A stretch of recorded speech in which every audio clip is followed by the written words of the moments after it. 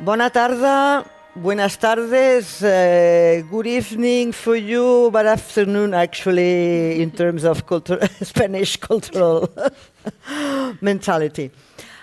El acto se va a desarrollar fundamentalmente en castellano y en inglés por parte de una de las ponentes y hay traducción simultánea. Todas y todos, mayoría todas, los que estamos aquí sabemos que vamos a hablar de violencia sexual y del conflicto. Y evidentemente yo creo que si hay una frase, un titular con el que iniciar cualquier debate, cualquier conversación sobre esto, es la del doctor Denis Mukwege de la República Democrática del Congo, cuando dijo que el cuerpo de la mujer es un campo de batalla. Y yo creo que esa es la mejor definición. Él lo decía respecto a su experiencia en la República Democrática del Congo, y de eso Eleonor luego nos podrá hablar mejor porque lo conoce, es un terreno que conoce. Pero lo hemos visto en muchos países, en muchas sociedades, en muchas culturas. En Europa, trágicamente, lo vimos y en parte se ha juzgado en el Tribunal Internacional de La Haya en la antigua Yugoslavia, entre los años 1991 y 95.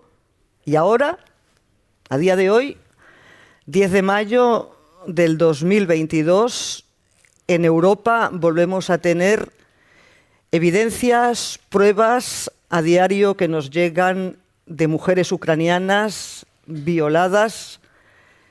En muchos casos, por si no fuera bastante la violación, con el ensañamiento de hacerlo en grupo o repetidas veces o delante de sus hijos y su familia. El caso de Ucrania pone trágicamente en evidencia que es algo presente, no es algo ni de hace 25 años en Yugoslavia, ni de países a los que, reconozcámoslo, miramos con cierta superioridad, como es África o Centroamérica, países con conflictos recientes y con muchos casos documentados de violaciones también. Ese es, por lo tanto, de lo que vamos a hablar, de lo que van a hablar ellas, sobre todo.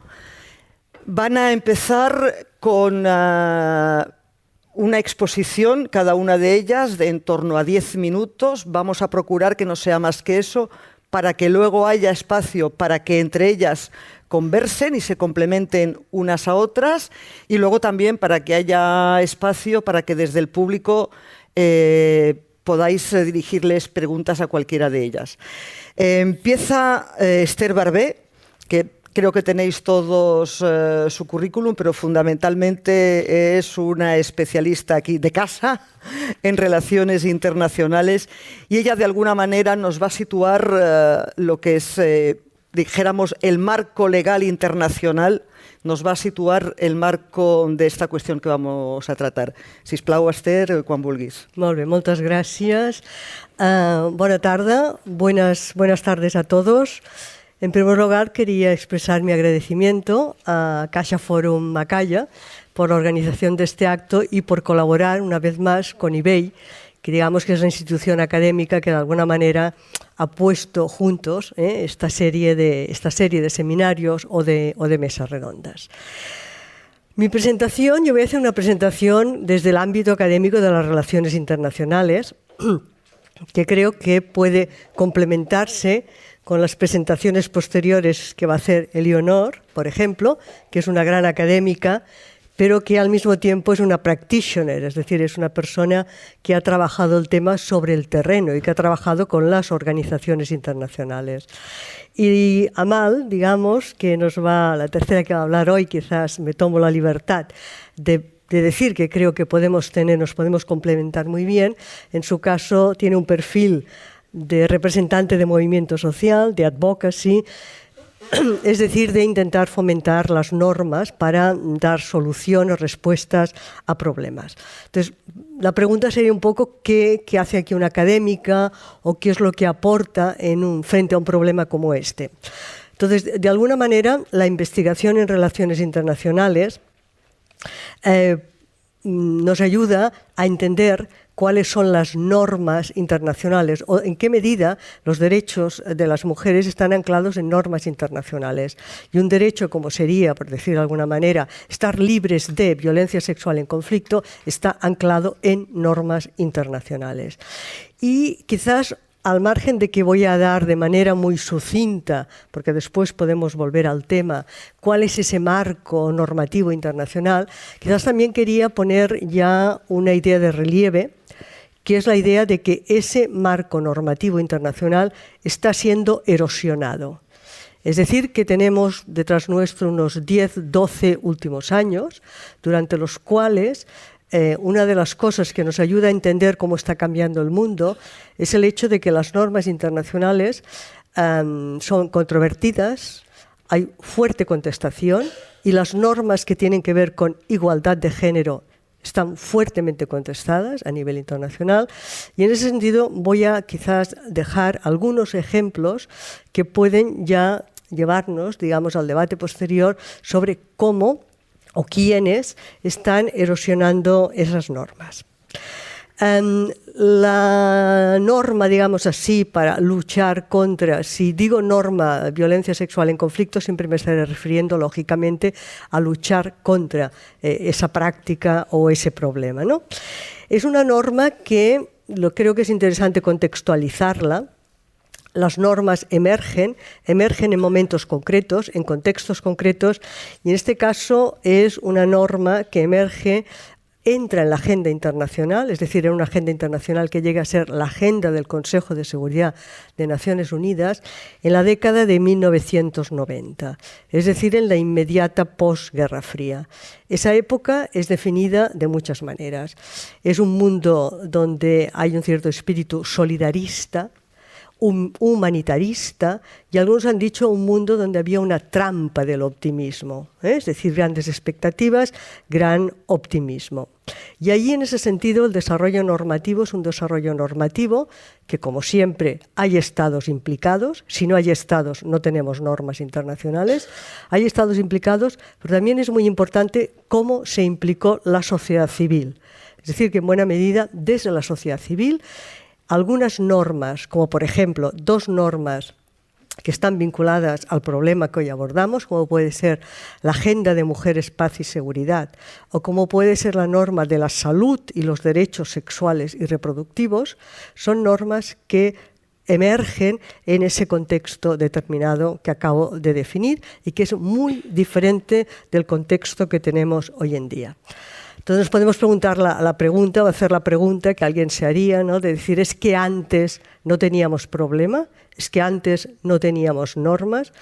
No hace falta que diga que teníamos problema, quiero decir, pero era un problema que seguramente se presentaba o se enfocaba de otra manera.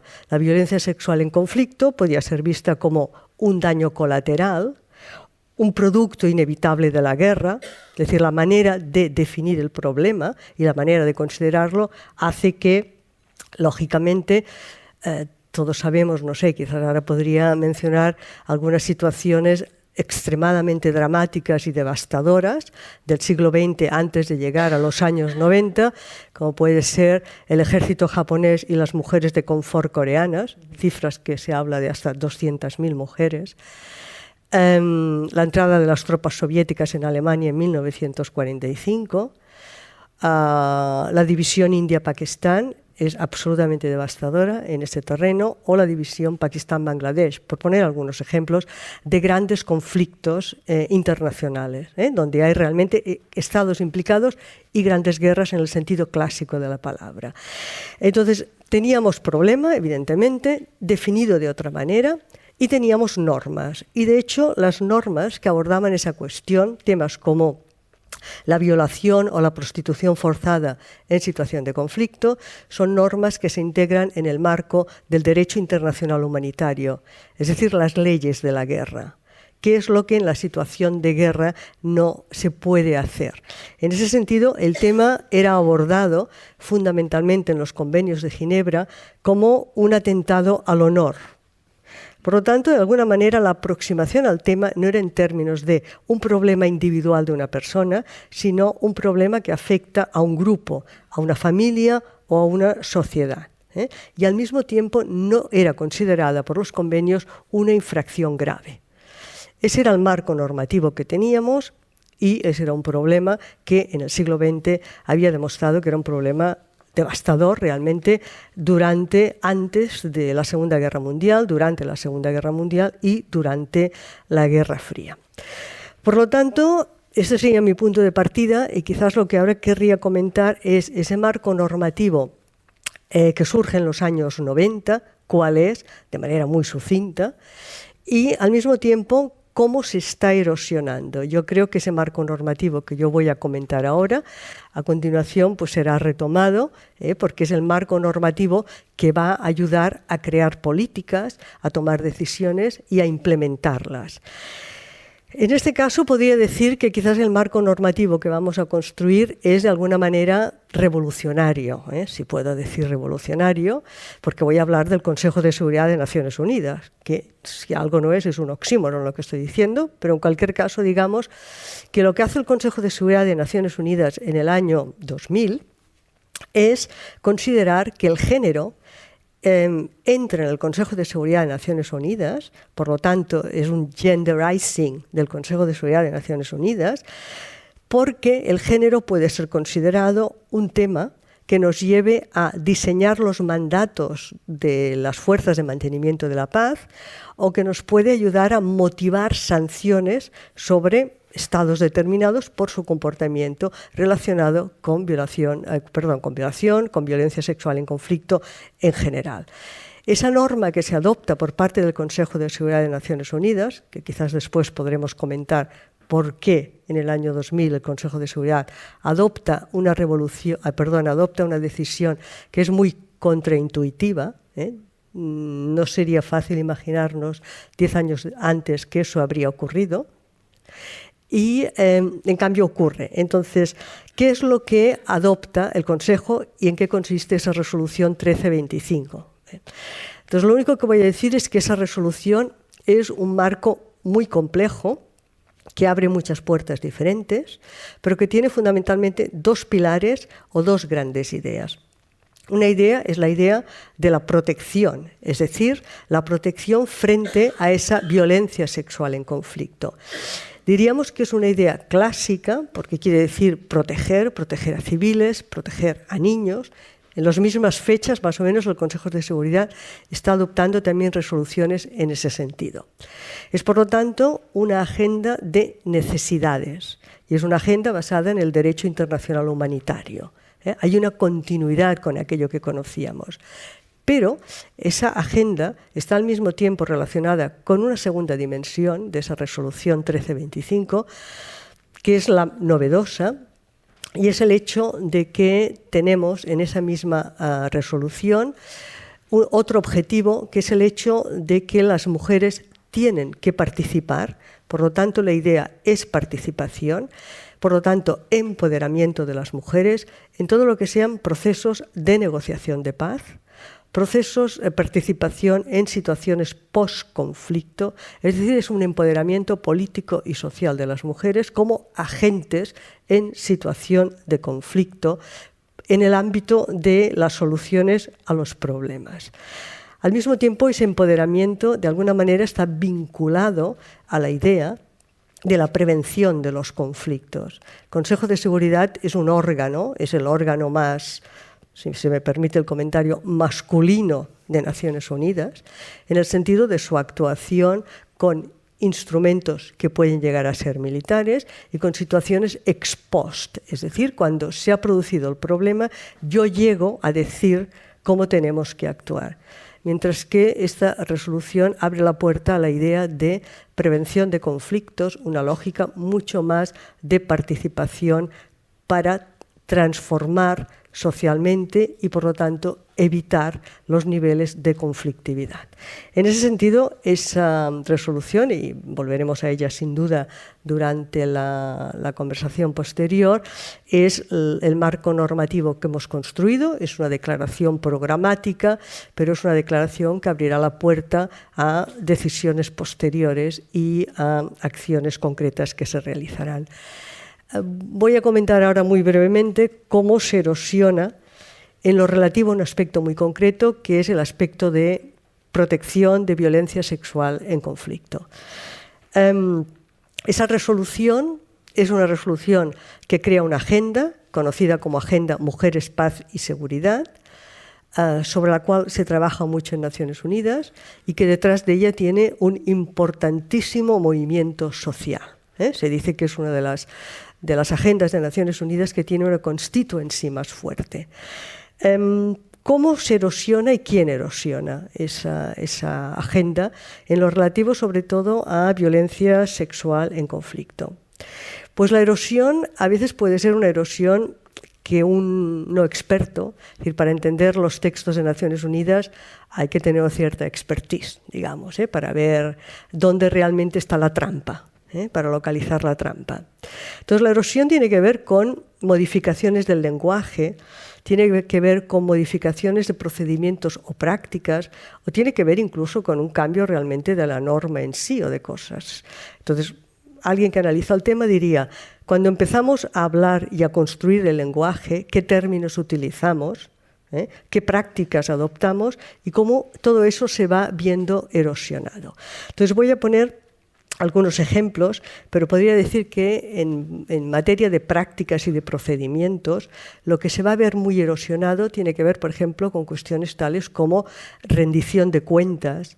Los Estados tienen que rendir cuentas sobre lo que ha ocurrido dentro de sus países en materia de violencia sexual en conflicto, en materia de temas de participación de la sociedad civil. Y ahí voy a hacer 3 comentarios muy rápidos. Por ejemplo, Naciones Unidas habla de tolerancia cero cuando se trata de que las misiones de paz de Naciones Unidas tengan un comportamiento correcto y ellos mismos, los mismos miembros de esas misiones, no sean los que organicen, redes de prostitución, por ejemplo, con refugiadas, para decirlo rápidamente. Bueno, cuando en el Consejo de Seguridad se debate hay que supervisar el comportamiento de las tropas de Naciones Unidas, hay algunos países, miembros permanentes, Rusia o China, que no aceptan de ninguna manera que la supervisión sea realizada por Naciones Unidas, sino que ese es un tema nacional, ya lo harán los Estados. Por lo tanto, ¿qué estamos haciendo? Estamos haciendo reapropiación del Estado, de la agenda. ¿Qué más?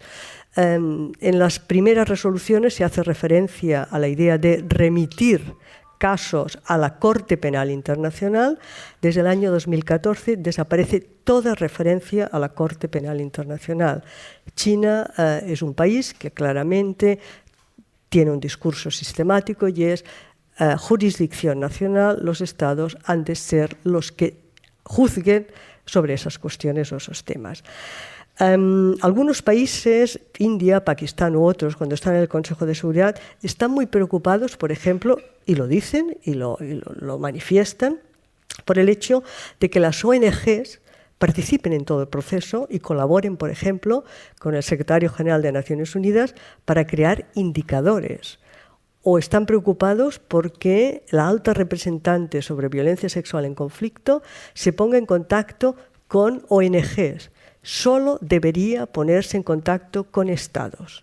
Por lo tanto, todas esas prácticas, todos esos, hay muchos más ejemplos, nos hablarían de lo que acabo de decir, que sería de esa voluntad de reapropiación de la agenda por parte del Estado. Es decir, ahí detrás hay una tendencia cada vez más importante, que es la no cesión de autoridad a las organizaciones internacionales por parte de los Estados. Se habla habitualmente de una tendencia soberanista en el estudio en relaciones internacionales.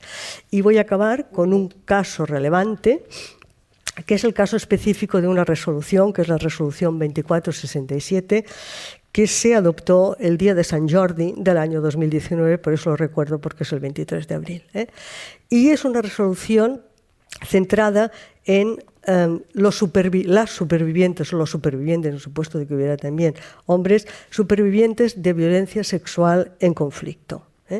Esa es una resolución que se pone sobre la mesa por parte de un Estado, que es el que la redacta, que es un Estado europeo, Alemania, que en ese momento era miembro del Consejo de Seguridad de Naciones Unidas, y que se ve boicoteada sistemáticamente por parte de Rusia, de China y de Estados Unidos, los Estados Unidos de Trump.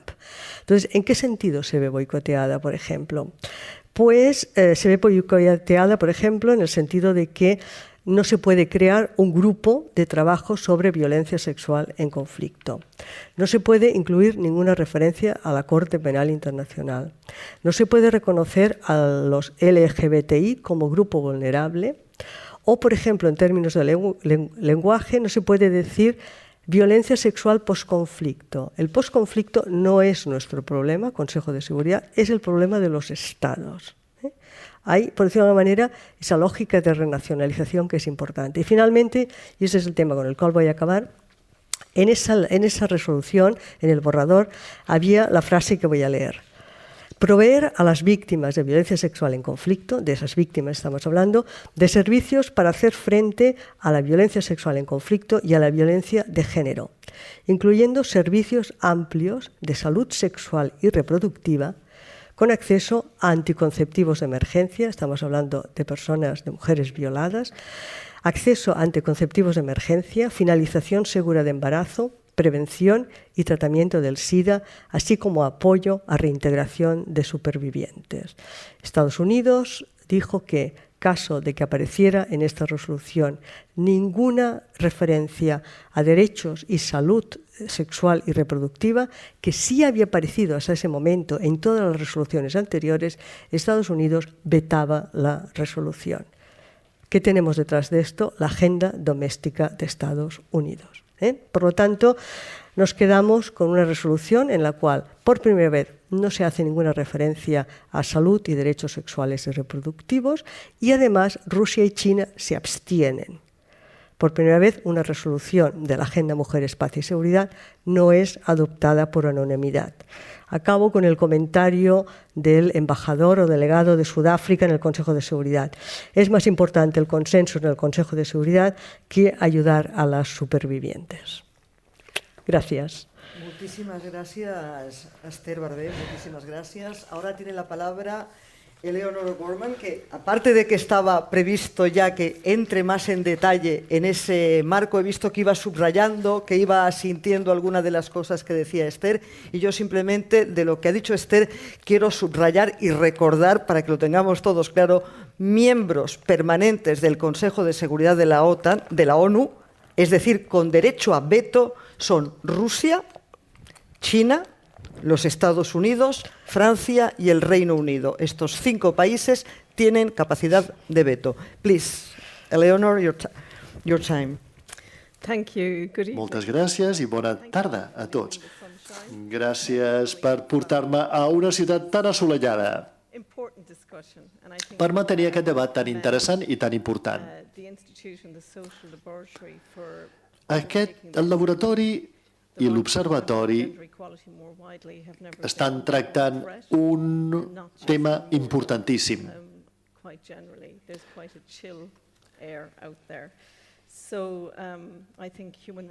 Jo crec que els drets humans actualment són més importants que mai. Després, tinc una observació després de 30 anys de recerca i treball al voltant del conflicte internacional, el desenvolupament i la igualtat de gènere. I és que els drets han de ser definits, defensats, renovats i viscuts cada dia, perquè senzillament no poden ser senzillament sacralitzats en tractats legals i acords de pau o en resolucions del Consell de Seguretat de les Nacions Unides i només ser admirats. El tenir-los és molt important, però s'ha d'afrontar els reptes constantment. Quan la resolució de les Nacions Unides 1325 va ser aprovada l'any 2000, jo vaig presentar la meva dissertació de doctorat sobre les dones i la guerra de liberació a Zimbàbue durant els anys 70, i no va ser considerada veritablement una resolució revolucionària. diguem, es concentrava en la resistència i supervivència de les estratègies de les dones a les comunitats rurals al nord d'Harare, que estaven acorralades en camps anomenats pobles protegits i que estaven d'alguna manera voltades d'una cultura molt masclista. Les dones en la Guerra de Liberació de Zimbàbue. Parlem dels anys 70. Quines eren les estratègies de resistència i supervivència de les dones a les comunitats rurals del nord de Harare? Quines estratègies havien utilitzat per sobreviure a aquesta guerra? Com deia anteriorment, estaven totes en aquests camps de concentració anomenats pobles protegits. A través de les històries que jo vaig recollir, vaig descobrir què significa estar atrapat en el vell mig, atrapat. Entre els soldats els guerrillers de la ZANU, que coneixien o que es trobaven quan abandonaven els camps per treballar en els camps i eren forçades a portar aliments, i els soldats africans i els soldats blancs del règim Smith dins dels camps que supervisaven cada aspecte de la vida tan densa, incloent-hi cerques corporals, intimidació i càstigs col·lectius. Per tant, sabem que estaven atrapades tant dins com fora del camp.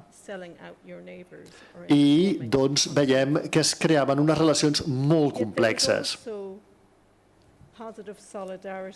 I també hi havia, el que podríem anomenar assetjament sexual, i l'assalt contra les dones era comú. Però també hi havia un humor negre, un suport actiu de les guerrilles, relacions de novieta amb els soldats, com una manera d'accedir als aliments i als subministraments.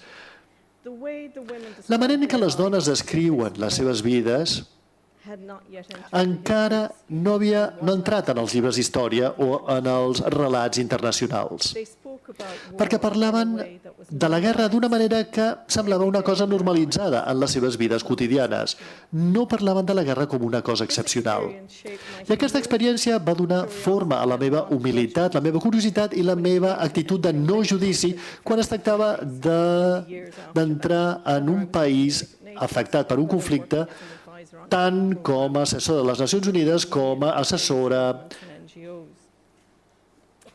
independent de programes d'ajuda de la Unió Europea i també diferents ONGs i governs.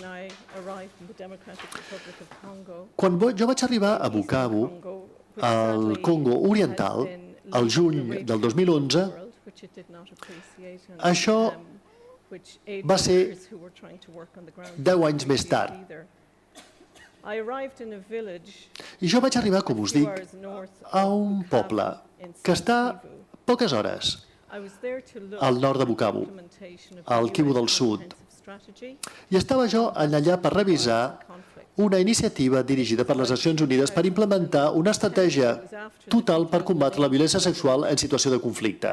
Això significava intentar treballar amb un nombre d'àrees de resposta, és a dir, la salut, la situació psicosocial, els drets humans, la legalitat, la documentació, la protecció dels civils i també de la policia i dels militars. Com tot això es veia vulnerat a través de la guerra. I allà vaig estar en el 1998 i 2000. I en el 2008 vaig veure els terribles efectes de la guerra. Hi havia molta controvèrsia sobre la instrumentalització de les dones. Aquest era el context. I això va desencadenar una estratègia molt impressionant amb les Nacions Unides, intentant, desenvolupar tot un seguit de respostes, tot un arsenal de respostes alhora. Unes respostes sanitàries, psicosocials, legals i drets humans. a través de la documentació i la persecució i la protecció tant de la policia com dels militars. A mesura que viatjàvem pel poble, vaig veure que la violència sexual havia esdevingut una indústria en aquesta part del món i quedava evident a través dels senyals, a les parets, que dominaven el paisatge i eren una publicitat a tot color del suport que donaven els Estats Units i diferents agències de les Nacions Unides pel que fa a la violència sexual en situacions de conflicte. I potser tornarem a aquest tema més endavant perquè és un problema que també tenim a Ucraïna. És a dir, hi ha la sexualitat bèl·lica. Us puc assegurar que la violació és només a la punta de l'iceberg pel que fa a les diferents formes de violència sexual.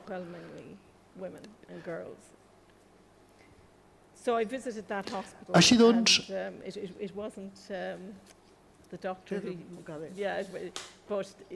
estàvem tots molt preocupats. I la segona part d'aquesta visita va ser el lligam que es va establir. Era un espai de consell on les dones podien anar i podien assegurar-se que l'anonimat i la confidencialitat estaven assegurats.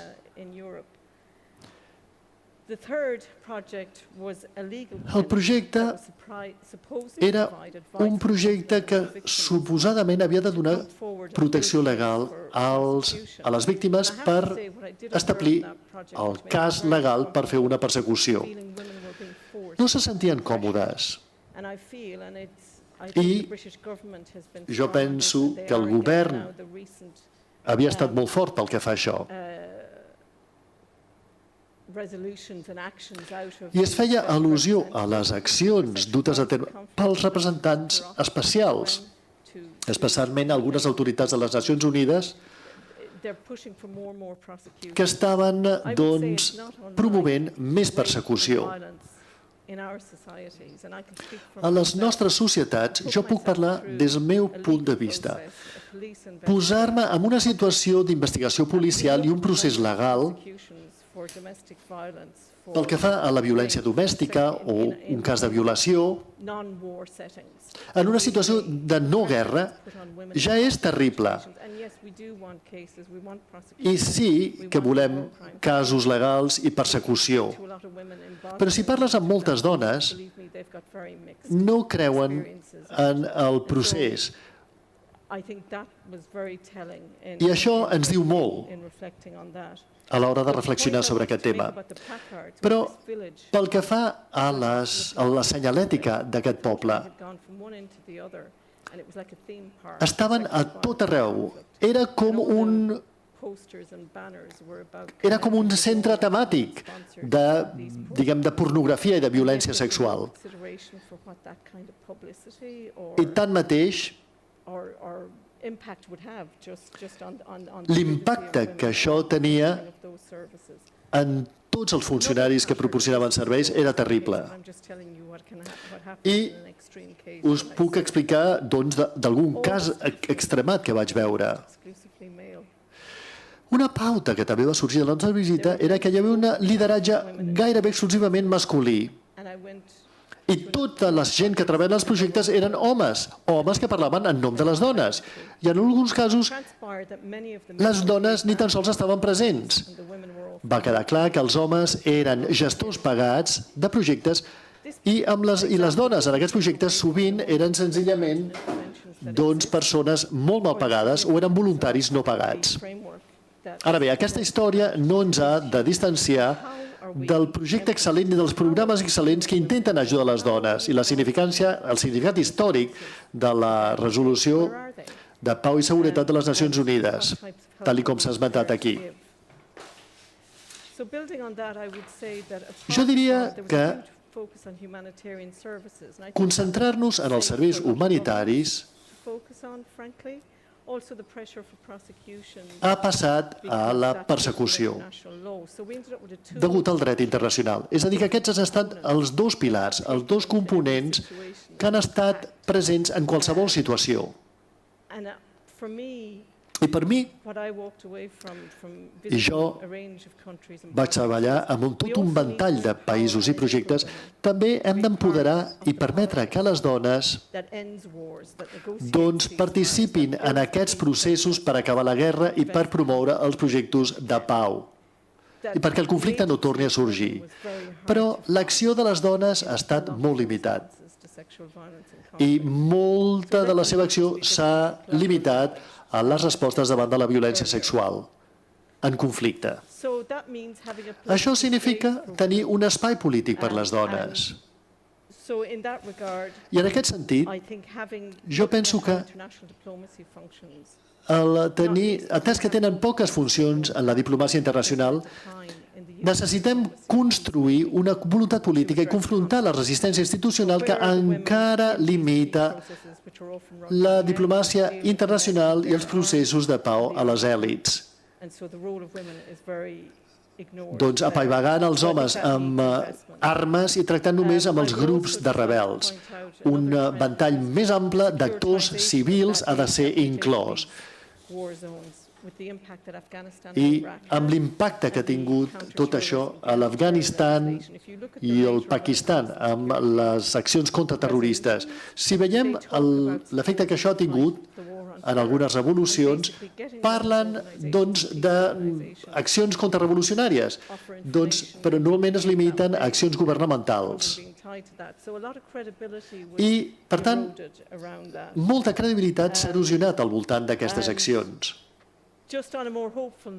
I m'agradaria acabar amb una nota d'esperança pel que fa al futur. És a dir, aquest treball pot continuar, però el marc referencial ha de canviar necessàriament. I jo penso que el tema ha esdevingut excessivament tecnocràtic, excessivament burocratitzat, amb informes de projectes i requadres i llistes de verificació. Es necessita d'una més gran flexibilitat. Vaig anar l'any passat al Líban i vaig veure com hi ha tota una nova generació d'activistes feministes en les manifestacions del 2019 i també en altres moviments com el moviment Me Too. I això és interessant, perquè ells analitzen els governs i les ONGs a mesura que estan lluitant per canviar les estructures. I jo, sincerament, sento molta més fe i esperança amb aquests joves. Y vemos algunas de las fisuras.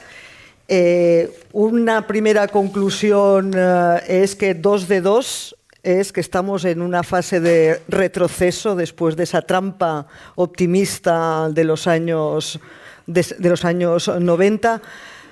Eleonor ha puesto sobre la mesa un tema que luego también me gustaría que hablarais entre vosotras, que es el trato, maltrato y trata de refugiadas en los campos, en las fronteras y, de nuevo, casos pasados y casos presentes como el que tenemos a 3 horas de vuelo de Barcelona. Luego también ha mencionado las varias torturas que son la violación, que no es solo una tortura física y psicológica de la propia violación, sino luego todas las derivadas que hay, sociales, culturales y también derivadas de un posible embarazo y luego, caso de que se denuncie, toda la presión que viene con las denuncias. Y como periodista me gustaría añadir, ella hablaba de lo frustrante que es ver como muchas veces la mayoría de asistencia a esas mujeres víctimas de violencia sexual,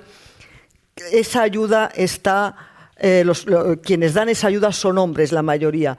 Como periodista debo decir que también ahora empezamos a notar que se habla más de la mujer y del delito en sí mismo, no como parte, como decíais vosotras, un efecto colateral más de la guerra, sino como un crimen en sí mismo, aislado y personalizado, desde que hay más reporteras, mujeres sobre el terreno, y no solo reporteros.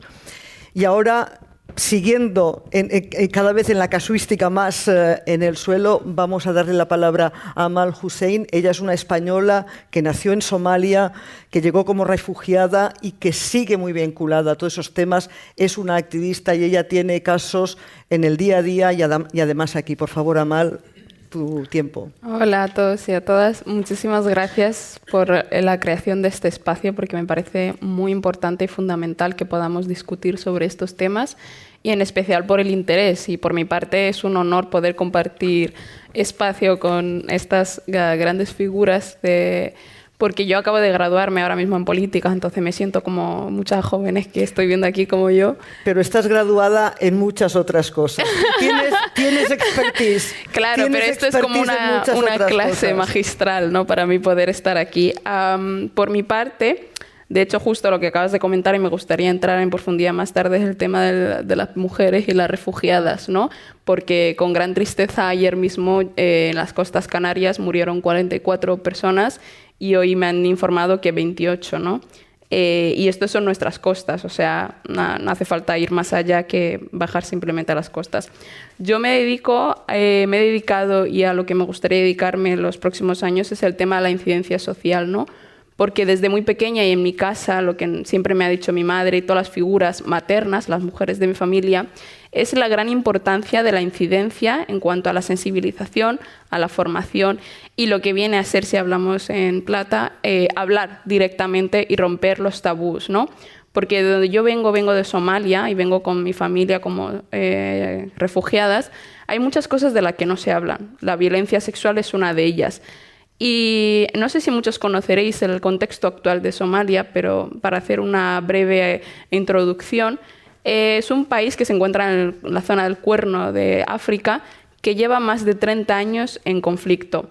Y digo más de 30 años en conflicto porque empezó en un proceso, como ahora mismo estamos viendo, que en muchos países se lo han experimentado, una guerra civil que nunca paró. En este proceso hay muchas personas que siempre salen mal paradas, ¿no? Y siempre en todas las guerras, como se suele decir, los que salen mal parados siempre y los que son los inocentes son los civiles, ¿no? Especialmente los que son los más vulnerables. La figura de las mujeres, la figura de los menores.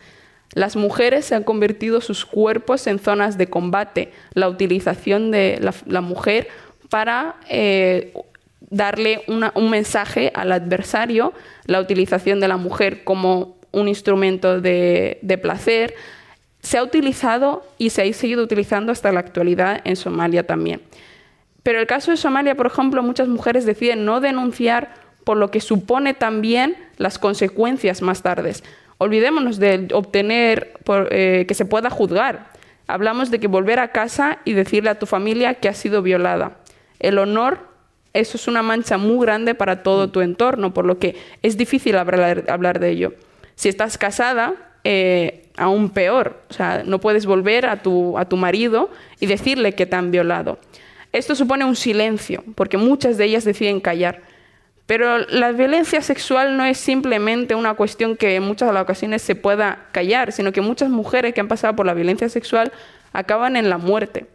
Y digo esto porque uno de los trabajos que yo llevo a cabo es el tema de la incidencia sobre la mutilación genital femenina. En Somalia, como muchos países de todo el mundo, y cuando digo todo el mundo me refiero aquí mismo, también en España, hay muchas mujeres que han pasado por la práctica de la mutilación genital femenina, que viene a ser realizar un corte, y hay diferentes tipos, hasta 4 tipos, y el caso que se practica en Somalia es el del tercer grado, el más grave, que consiste en cortar el clítoris, los labios mayores, los labios menores y juntarlos. Esto lleva a que si se lleva a cabo una violación, en la mayoría de los casos, perpetrado por hombres de la guerra, vayan a cabo con un cuchillo para poder abrir a las mujeres y realizar esta violación. Entonces, la mujer que ha pasado por la violación, si sobrevive, no puede contarlo. Ahí hablamos de eso, de si sobrevive, ¿no? Por otro lado, los últimos años, como yo digo, yo misma soy refugiada, muchas mujeres que han tenido que huir no solamente de la guerra, no solamente de las violaciones, también de las consecuencias del cambio climático, de todas estas violencias que las acompañan, han llegado a salir de su país, en el caso de Somalia, para ir a campos de refugiados, ¿no? Y donde suelen ir la mayoría de las personas refugiadas, a los países limítrofes, donde tienen accesibilidad y donde es más fácil llegar. En este tramo es donde se suele dar, en la mayoría de los casos, el tema de la explotación sexual, el tema de la trata de personas y también justo lo que estábamos comentando antes, que ese escenario que nunca se habla de la guerra, ¿no? Que fuera del país, fuera de la región, ¿qué ocurre con aquellas personas que están intentando huir para encontrar un refugio? En el caso de Somalia, las mujeres que intentan salir y llegar a Kenia relatan cómo en el trayecto han tenido que replantearse, una vez que ya se han encontrado en el trayecto, lo que supone migrar de forma forzada, y es enfrentarte a que tus propios compañeros que están huyendo te violen, a que decidan comercializar contigo y decidan venderte al mejor postor para obtener un dinero para continuar ellos el trayecto, o que te violen delante de los campos de refugiados. Porque una vez que llegas a tu destino, a los campos de refugiados, no tienes garantías de entrar. En muchos de los casos puede pasar meses en los que hay mujeres con menores que se encuentran acampando en los campos de refugiados fuera. Una vez que logran entrar, se convierten en cuerpos administrados. Es decir, estas mujeres dependen 100% de la administración de las entidades, las ONGs y de las autoridades del país que se encuentran en ese campo para suministrarles los medicamentos, para suministrarles la comida, para suministrarles cualquier atención. Esto las vuelve a dejar en un escenario de vulnerabilidad, porque también yo, en uno de los trabajos que hice de final de grado, fue investigar los campos de Dadaab y la situación de las mujeres. Y me encontré con denuncias de mujeres que te decían que habían tenido que mantener relaciones sexuales con los agentes de seguridad y con trabajadores de ONGs para obtener 1 kilo de arroz, porque no les quedaba ninguna alternativa. ¿Qué ocurre en este escenario en la que la figura en la que ves como protección, la figura que debería garantizar que tú estuvieras a salvo, es la persona que perpetra la violencia sobre tu cuerpo? Pierdes toda confianza en el sistema, obviamente. Y eso es interesante porque os animo a que si vayáis a investigarlo, encontraréis los casos. De hecho, en 2020 fueron en Somalia más de 400 mujeres que afirmaron que habían sufrido violación por parte de los señores de la guerra.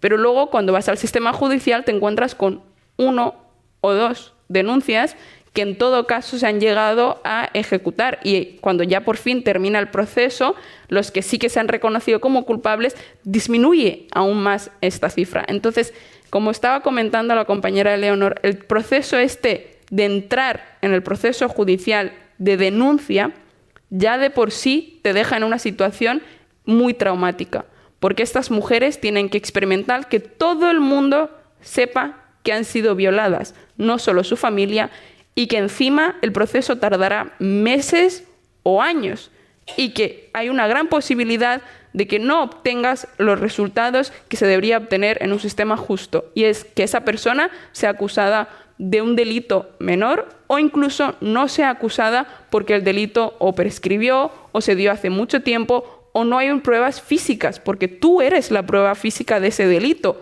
pero una vez que ya te han violado, te has ido a tu casa, te has duchado y no hay una cadena de proceso ahí para respetar a la hora de llevar esas pruebas, no hay más que hacer y se queda en eso, ¿no? Entonces, aquellas que deciden denunciarlo se quedan en eso, en pequeños números. Y también me interesa mucho analizar y comentar, para que no se nos vaya de tiempo, el tema que estábamos comentando de las figuras de las mujeres, ¿no? En la mayoría de los casos, con todo lo que ha ido surgiendo ahora mismo del movimiento Me Too y de las denuncias, en el tema del ámbito social también se dio el Hey Tú. Imagino que en muchos casos no se llegó a escuchar porque no se dio tanto impacto mediático, y es el caso de las mujeres que denunciaban que como mujeres cooperantes habían sufrido violaciones en los terrenos de trabajo por compañeros que eran cooperantes, y de mujeres refugiadas y mujeres que se encontraban huyendo también por compañeros y trabajadores que estaban en terreno, ¿no? Y en estas figuras y en la importancia de la representación, me gustaría destacaros el trabajo de Eluad Elman, que ahora mismo en Somalia está llevando a cabo, lleva años trabajando con su familia en varios proyectos, y en uno de ellos es la creación de un centro de crisis para mujeres que han sido violadas, ¿no? Y es muy interesante porque ahí os encontraréis casos de mujeres que han tenido que caminar durante días para poder llegar ahí, porque saben que ahí tendrán una mínima de garantía de acceso a los recursos médicos sin necesidad de tener que realizar ninguna denuncia.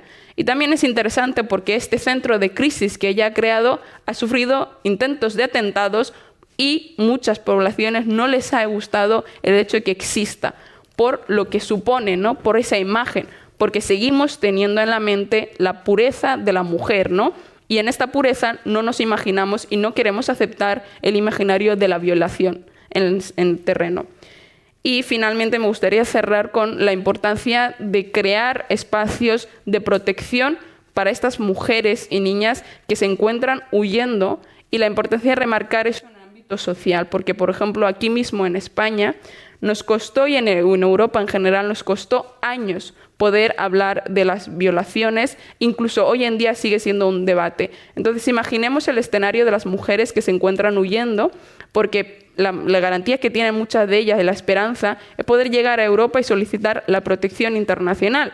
Un tema también interesante, porque trabajamos en un terreno que hasta que llegó el protocolo de Nueva York no reconocía que huir por una violencia como la violencia sexual no era una razón para solicitar protección internacional, ¿no? Y pasaron 10 años hasta que se reconoció. Y actualmente trabajamos en un marco legal que empuja a esas mujeres a tener que tocar suelo firme en Europa para poder solicitar protección internacional. Muchas de ellas teniendo que emigrar y pasar por países y zonas que están controladas por guerrillas.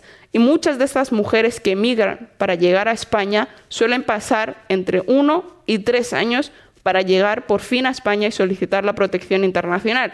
Sin embargo, cuando se hace por temas por este caso de violencia de género o por abusos sexuales o violencias sexuales, ¿cómo lo demuestras? ¿Cómo demuestras que sufriste violencia sexual y por eso tuviste que huir de tu país? Suele ser muy difícil en el ámbito jurídico poder defender a estas mujeres. Y estos mecanismos lo único que hace es que muchas de ellas, al encontrarse ante estas barreras, al encontrarse ante estos casos, decidan no denunciarlo e intentar acogerse a otros mecanismos de protección internacional que, por supuesto, en muchos de los casos fallan para darles protección y son devueltas a sus países, ¿no? Y aquí lo dejo para que luego entremos en debate. Muchas gracias. A mí me gustaría, con cosas que habéis comentado, pero incluso ser más, será el oficio del periodismo, será más concreta y poner, cuando Eleanor ha dicho de pasada violaciones que van de bebés a mujeres de 95 años, es que es así. O sea, no pretendo aquí divulgar el porno periodismo, el porno reporterismo, pero si tenéis ocasión de leer algunos reportes, no ya de periodistas, pero de investigadores sobre el terreno, porque ponen los pelos de punta. Y otra cosa que comentaban también Eleanor y Amal, y es, ahora en España nos estamos familiarizando con lo de la violencia vicaria, ¿no? Que es habitualmente el exmarido que mata a los hijos como venganza a la exmujer, ¿no? Es decir, el daño que le inflige a la mujer es a través del marido. Ellas dos, entonces, eso sobre el terreno lo ves, las mujeres las usan porque si violas a las mujeres de este poblado o a las mujeres de esta etnia, es una manera de humillar, no ya a esa mujer y a su familia, sino de humillar a esa etnia. Eso vale en muchos casos de África, eso lo vimos en los casos de la ex Yugoslavia, con mujeres bosnias, mujeres croatas, mujeres serbias menos, pero eso ya entraríamos en otros detalles. Simplemente para todavía subrayar, poner un rotulador rojo debajo de algunas de las cosas que se han dicho. Y ahora me gustaría, como habéis ido anotando cuando hablabais todas vosotras, si queréis completaros o deciros algo entre las cosas que habéis tocado. O sea, ¿estáis de acuerdo? Parece ser que hay consenso, por lo menos entre vosotras dos, las más académicas, en que estamos en un momento de retroceso. Efectivamente, estamos en un momento de retroceso. Es una conclusión de consenso cierta. Es una conclusión y una constatación que aparecería en cualquier informe de organizaciones internacionales y que aparecería en cualquier trabajo académico, por decirlo de alguna manera. Es decir, es una constatación que se puede sustentar en el análisis de normas diversas. Antes he comentado, por ejemplo, una norma que a nivel doméstico podemos entender muy bien, que es, por ejemplo, la norma de la salud y los derechos sexuales y reproductivos. Esa norma, por ejemplo, es una norma muy de soft law, es decir, es una norma que está basada en documentos de Naciones Unidas que son adoptados en los años 90 y que se traducen después en legislación nacional, especialmente. Y en ese sentido, por ejemplo, hay, quizás lo digo, Ana, comento un poco con datos, ¿no? O con explicar un poco el argumento. En el tema de salud y derechos sexuales y reproductivos, de alguna manera, en la conferencia de Pekín del año 1995 se sustentaría un poco en la idea muy liberal de que las mujeres como individuos tienen derecho a controlar su propio cuerpo y por lo tanto tienen derecho a controlar su sexualidad, a controlar su fecundidad. Y en ese sentido, a partir de ahí, por decirlo de alguna manera, con un enorme debate desde el principio por parte de algunos actores, la Santa Sede, por ejemplo, desde el primer momento es un actor que se muestra contrario en todo lo que sería el desarrollo de esos derechos que pueden comportar, por ejemplo, esos derechos, pues el derecho a la planificación familiar, el derecho a decidir cuándo, en qué momento tener hijos, el derecho, por ejemplo, a interrumpir un embarazo cuando la legislación nacional lo permite, hay que decir, en ningún caso Naciones Unidas considera que eso sería un derecho general, y frente, por decirlo de alguna manera, a esos derechos, progresivamente ha habido un proceso que se ve en Naciones Unidas, que se ve en la sociedad civil, porque ese es un tema muy importante también. Cuando hablamos de sociedad civil, no sé por qué, pero en principio, como mínimo en España, entendemos siempre que la sociedad civil es una sociedad que trabaja en base a causas progresistas, pero existe una fuerte sociedad civil, cada vez más importante y cada vez más organizada, que frente a esos derechos que estamos hablando, pone por delante otros derechos, como podrían ser el derecho a la vida, el derecho a la familia, etcétera, etcétera. Es decir, una serie de derechos que los asientan también en la Declaración Universal de los Derechos Humanos y que sirven para sistemáticamente impedir que esas normas sean a nivel internacional, sean convertidas en políticas, en programas de acción. Voy a poner un ejemplo muy concreto y con eso yo creo que se entenderá bien. Hay una gran cantidad de programas de actuación, por ejemplo, lo que comentaba hace un momento Leonor, que pueden estar trabajando en países en los cuales, a causa de la violencia sexual, es necesario llevar a cabo pues, abortos posteriores a esas situaciones. Estados Unidos, en diferentes administraciones republicanas, primero Reagan, después Bush, pero sobre todo Trump, el caso de Trump es absolutamente espectacular, aplican una norma que se llama Global Gag Rule, que es una norma que hace que se deje de financiar a todas aquellas organizaciones que podrían potencialmente utilizar, digamos, el aborto en casos de violencia sexual en conflicto. Y yo creo, si no recuerdo mal, que la cifra que dejó de aplicar durante la presidencia de Trump era algo así como 9.000 millones de dólares.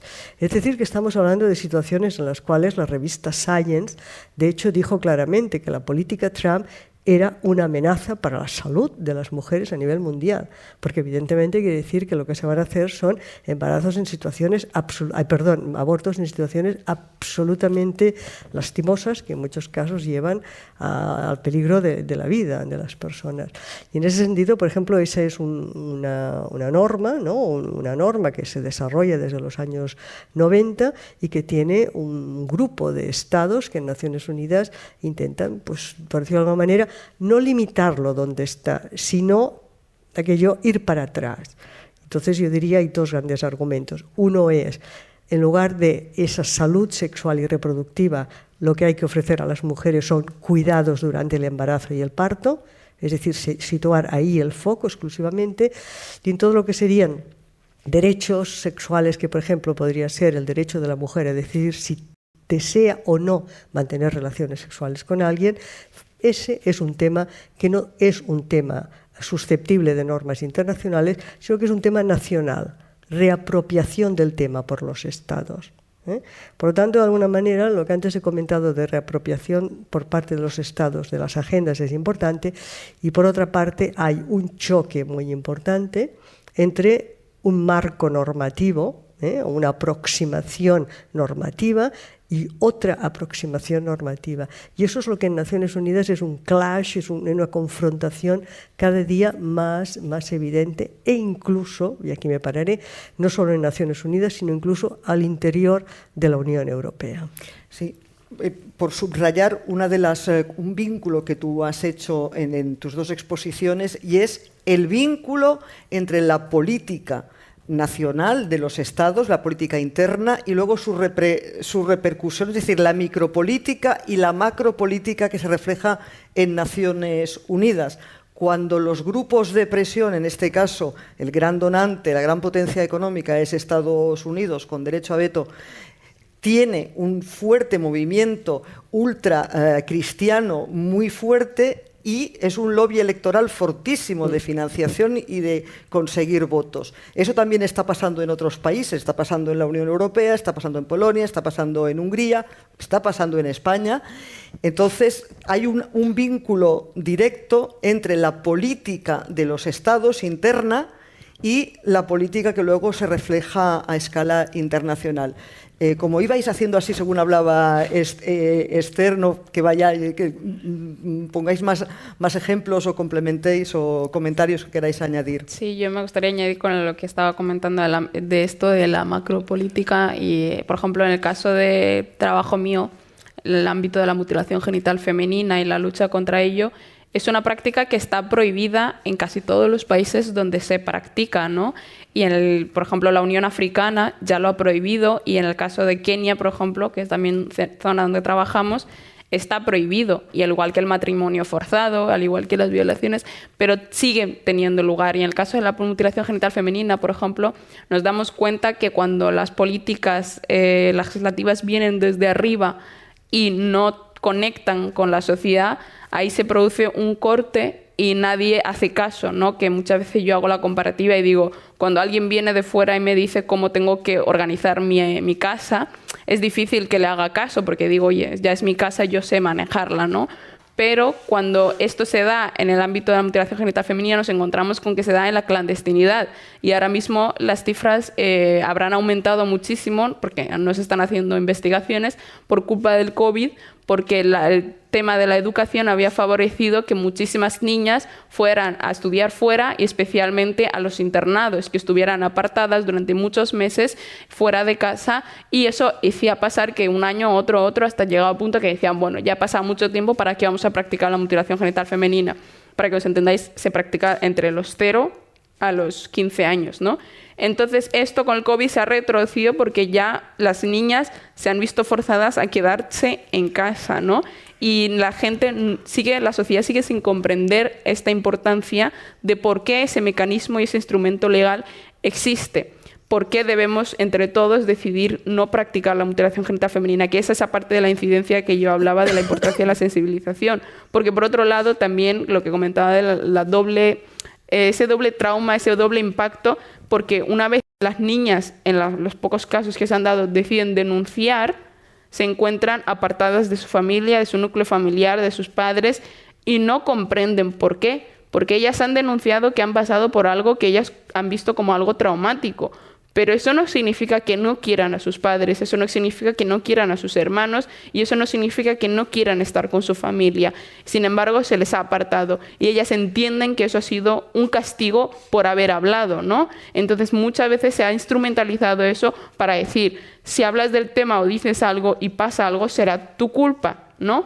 Y los progenitores que han acabado detenidos, se ha culpado a los menores por haber hablado, ¿no? Y esta continuidad impide, y si lo extrapolamos a las violaciones, que ocurra lo mismo, ¿no? ¿Por qué has tenido que hablar? ¿Por qué has tenido que denunciar lo que has pasado para que toda la inestabilidad y toda la familia tengamos que pagar por ello, ¿no?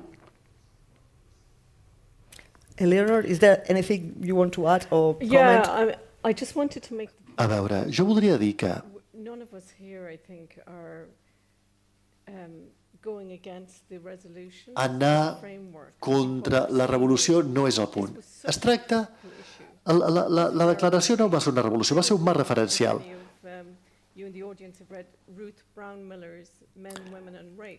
Diem que per moltes persones això va ser considerat un moviment molt radical.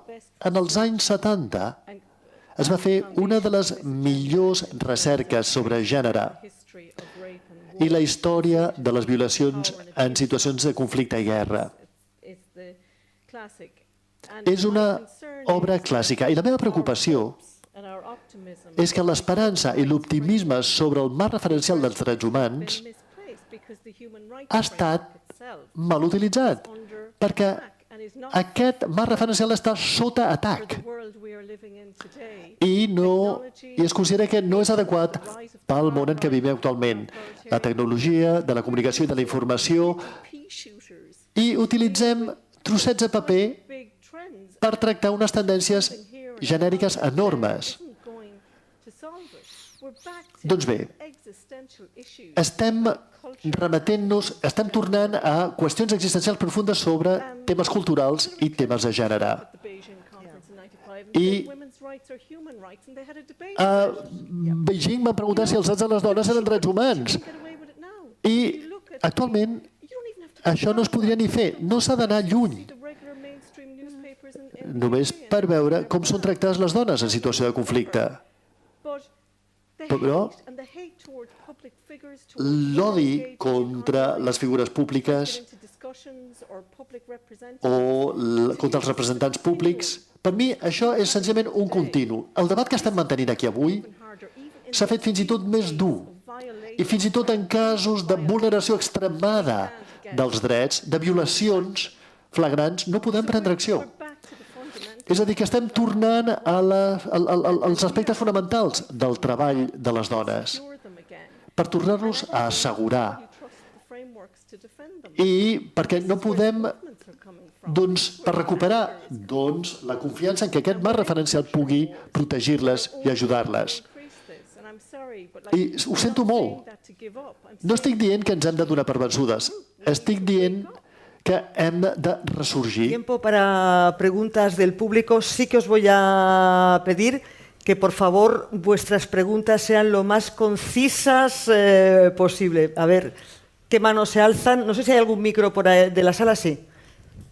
Pues aquí delante.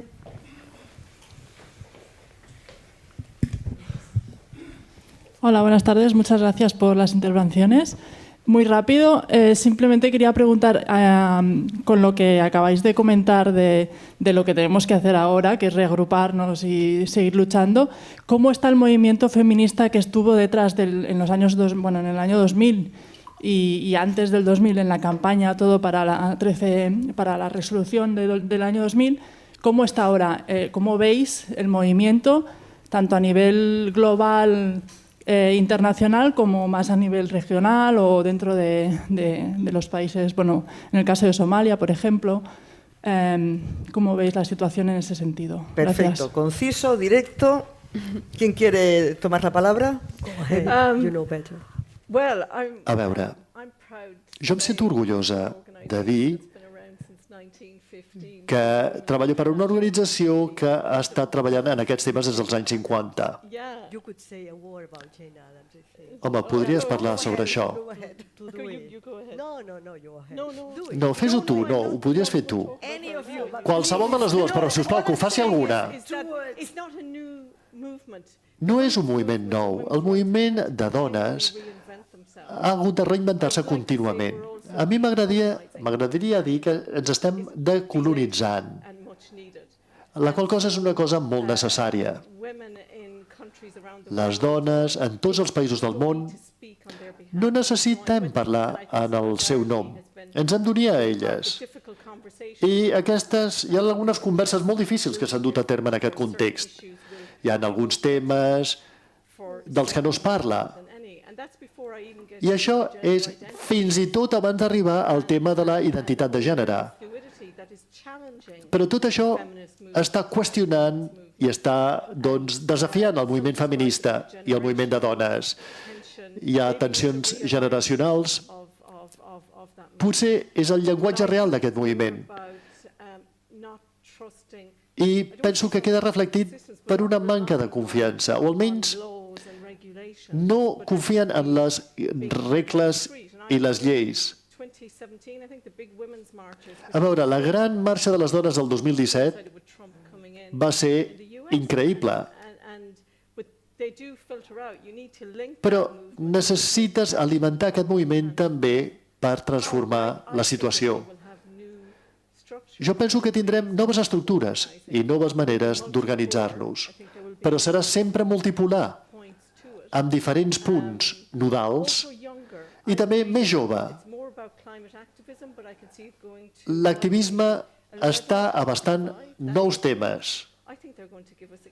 Jo penso que hem d'anar a per totes i veig que s'està produint un canvi radical.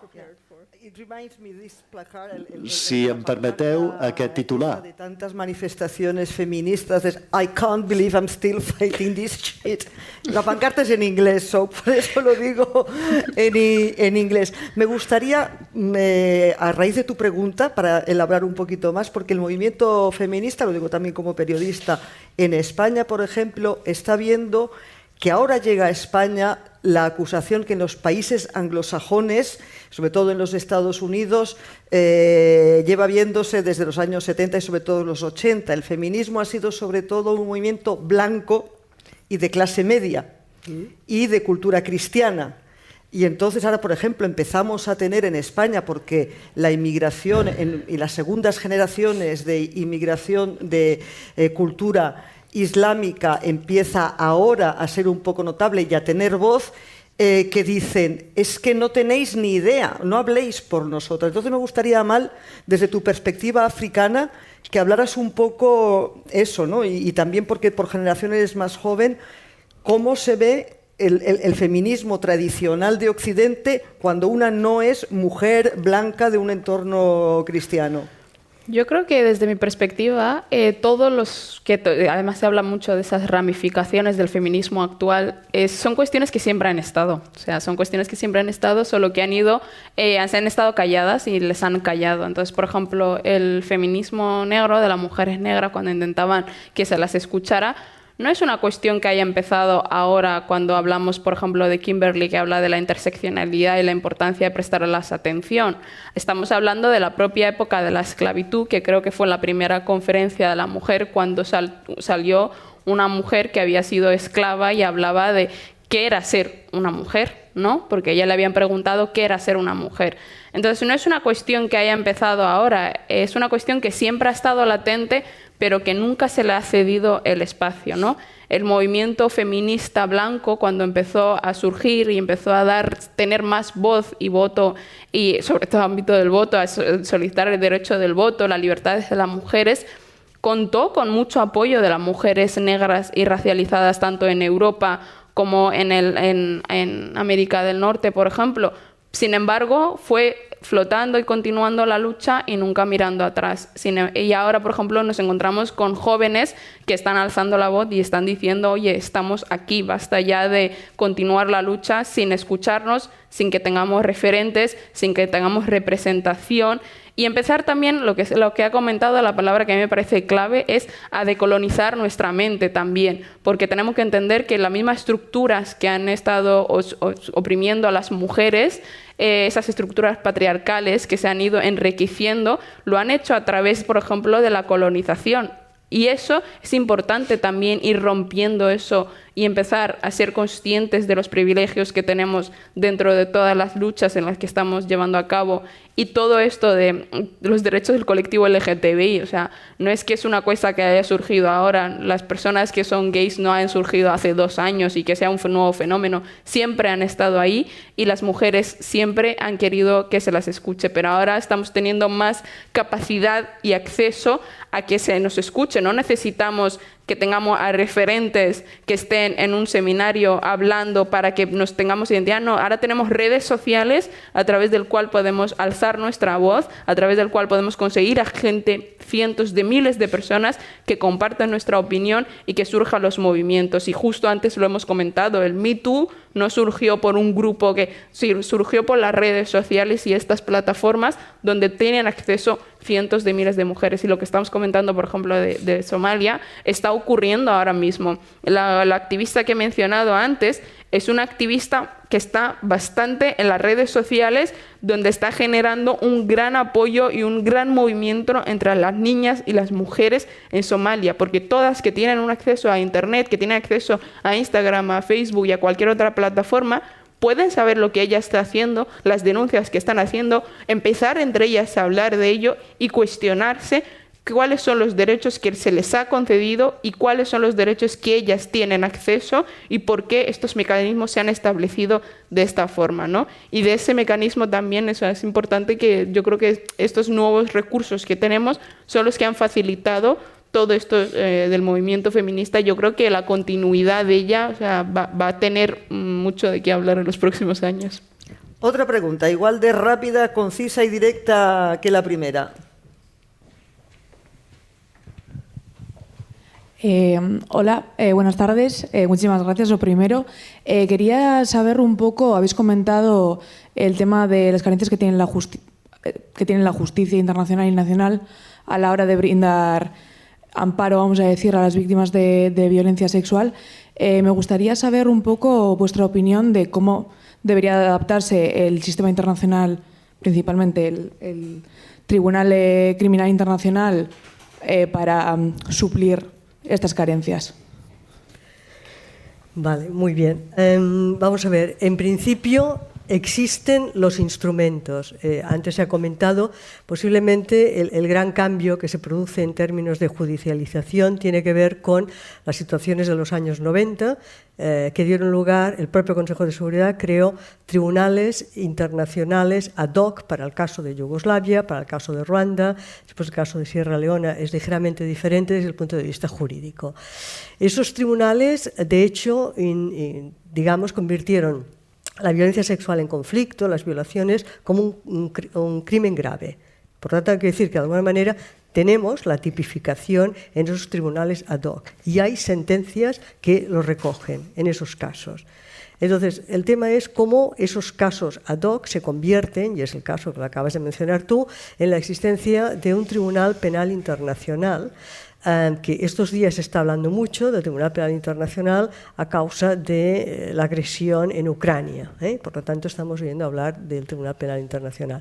El Tribunal Penal Internacional tiene tipificados una serie de delitos, crímenes de guerra, crímenes de lesa humanidad, genocidio, que de hecho incluyen pues todo lo que hemos estado hablando aquí, ¿no? Prostitución forzada, embarazos forzados, violación, etcétera, etcétera, bajo las rúbricas de crimen contra la humanidad o crimen de guerra, etcétera. El gran tema aquí es el funcionamiento del Tribunal Penal Internacional. Entonces, quizás diría una cosa. En primer lugar, cualquier institución internacional se puede considerar siempre, se puede analizar desde el punto de vista de la eficacia y desde el punto de vista de la legitimidad. Desde el punto de vista de la legitimidad, es un tribunal que nace de un estatuto. Ese estatuto no ha sido firmado ni ratificado por una serie de estados muy importantes, como es el caso de China, Rusia, India, Estados Unidos, lo cual quiere decir que ya nos deja un poco con las manos atadas. En segundo lugar, la mayor parte de las causas que se inician todas son sobre países africanos. Lleva a que exista una reacción en el momento en que se puede encausar, y de hecho se hace, algún jefe de Estado. Lo cual quiere decir que sí, los jefes de Estado pueden ser encausados, y fue el caso de al-Bashir de Sudán.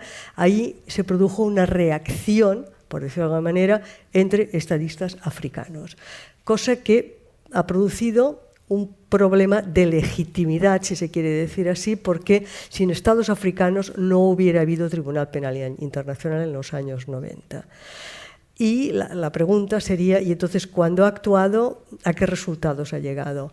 Yo diría que ha llegado a muy pocos resultados. Ha habido una serie de personas encausadas, que han sido juzgadas.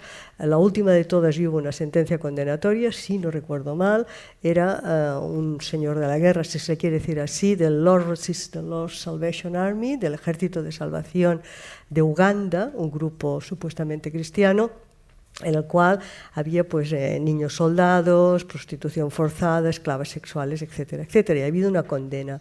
Pero seguramente cuando uno lo analizáramos todos veríamos que el número de condenas ha sido muy pequeño, que en muchos casos el gran tema ha sido, lo que decía Mal hace un rato, ¿dónde tengo testigos? Primero, que quieran testificar, y en algunos casos los testigos desaparecen físicamente. Entonces, el Tribunal Penal Internacional seguramente está dando muy pocos resultados y, por lo tanto, quiere decir que ha entrado en una situación de crisis. Poniéndome pesimista, diría que hoy en día sería imposible conseguir un Estatuto de Roma que creara un Tribunal Penal Internacional, y en ese sentido iría un poco al tema del principio, es decir, las condiciones internacionales han cambiado de tal manera que parte de esos instrumentos que nosotros podemos considerar que son positivos o que eran positivos en origen, hoy en día sería muy imposible conseguirlos. Posiblemente porque buena parte de esos instrumentos están basados en una aproximación muy liberal, y esa aproximación liberal es una aproximación que ha dejado de ser hegemónica por definición, que era la situación en la cual vivía el mundo occidental cuando se acaba la Guerra Fría.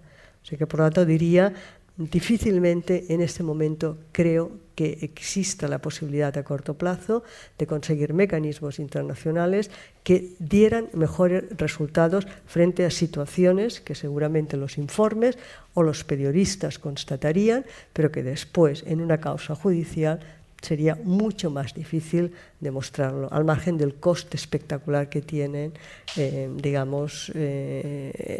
funcionamiento de toda la maquinaria. A las 7:30 deberíamos terminar, con lo cual nos quedan 8 minutos para una tercera pregunta y una respuesta muy rápida aquí en la tercera fila. Hola, muchas gracias y muchísimas gracias por todas las intervenciones. Quería preguntarle directamente, muy concretamente a Eleonor. En los últimos años, algunos países han adoptado oficialmente una política exterior feminista. ¿Qué opina de lo que están haciendo estos países? Si es marketing, si tiene algún efecto positivo. ¿Podría poner algún ejemplo? Sí, Suecia, por ejemplo.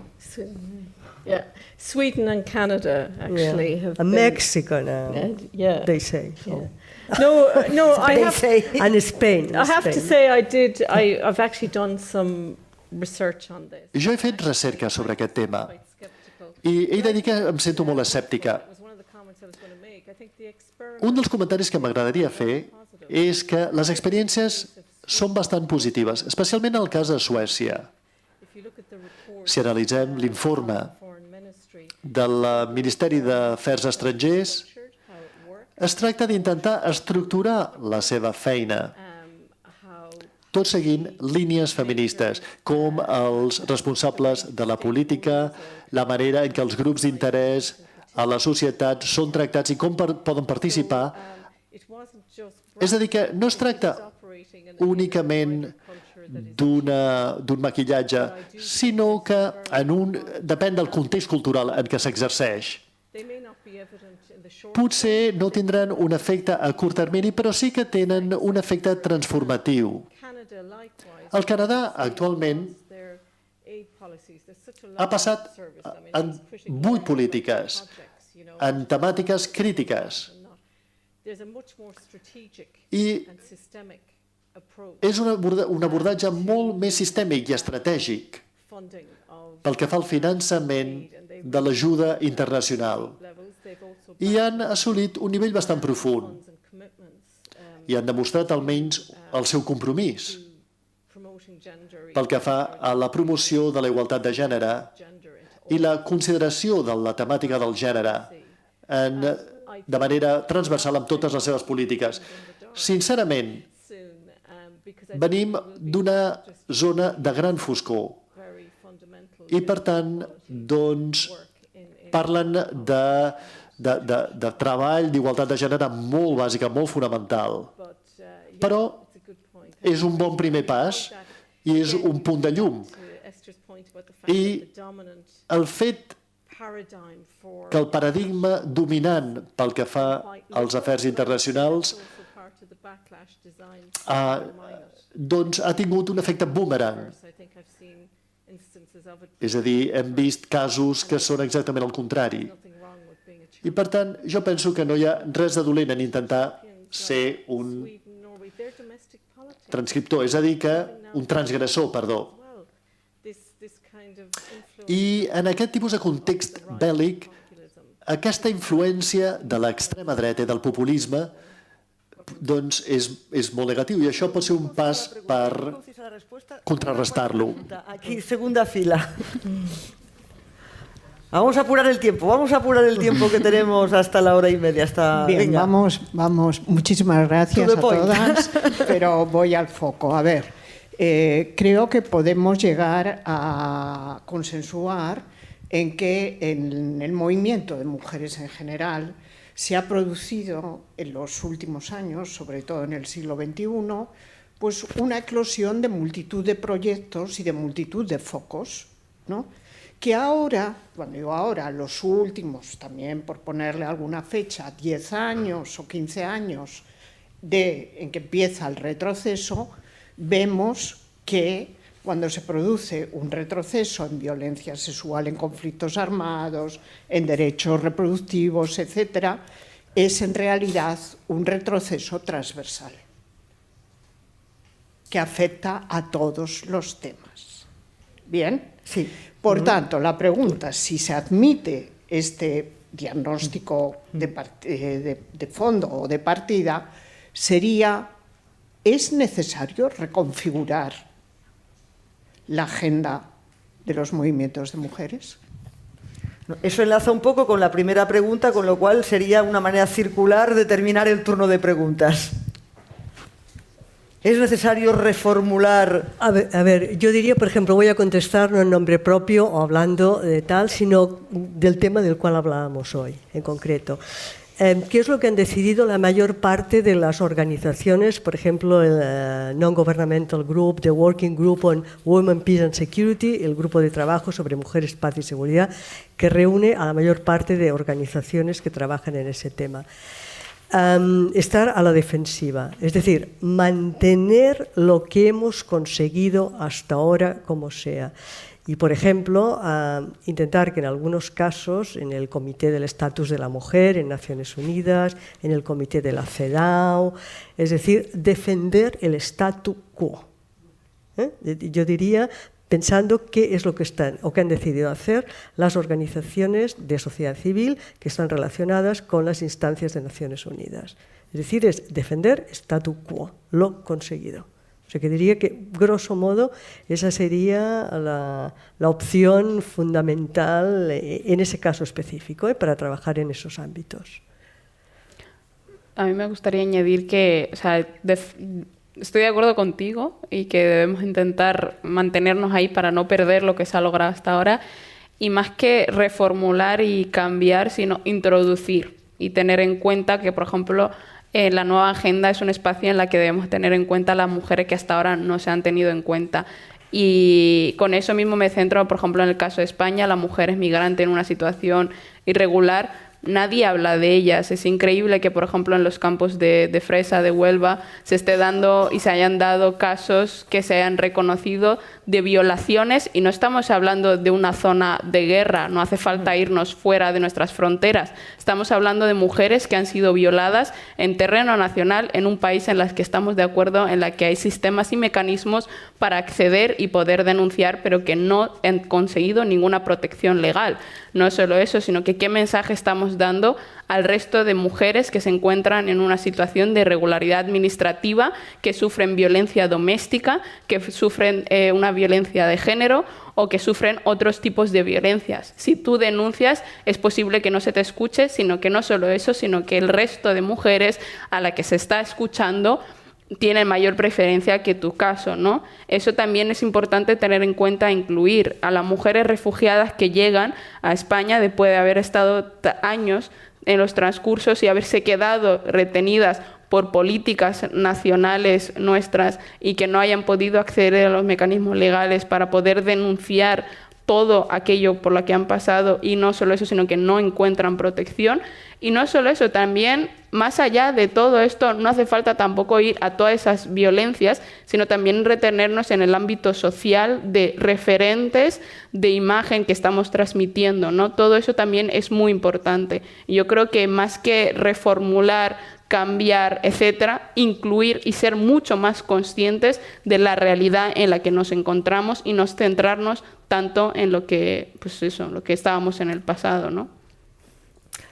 Las 7:30 y 47 segundos. Hemos sido de una puntualidad, vamos, ejemplar.